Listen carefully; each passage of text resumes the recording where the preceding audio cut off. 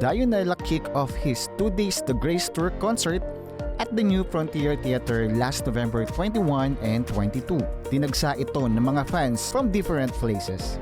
For Dionela, continue to be a warrior of Christ and a beacon of light sa mga OPM artists. When I saw the post that Dionela will be giving all the earnings sa mga nasalanta ng typhoon, sabi ko, I am standing the right person. I am supporting the right artist. Opening number pa lang, kinulat na ni Dionela ang mga fans sa kanyang surprise audience appearance.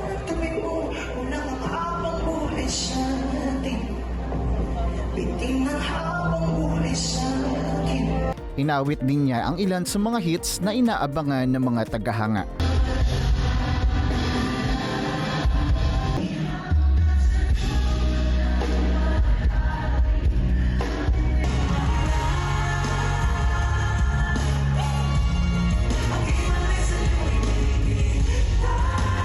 Agad namang nag-trending sa iba't ibang social media platforms ang kanyang marriage proposal sa kanyang longtime partner na si Macy.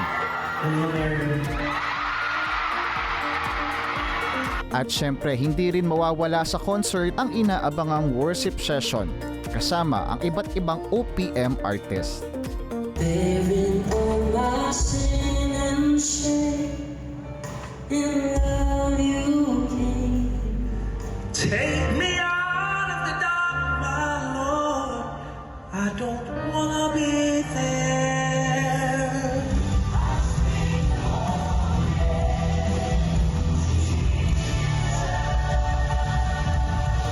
Kung magkakaroon ng highlight sa industry ng OPM, siguradong isa na dito ang naganap ni Dionela The Grace Tour concert last week. Dahil this is more than a concert, ito ay another opportunity to introduce the one who is worthy of our voices and praises. That is the end of Day 2 Dionela The Grace Tour concert.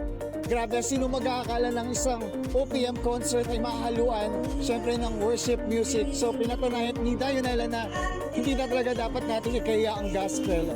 So once again, this is Light Session. I'm Benedict Quijado, Newslight.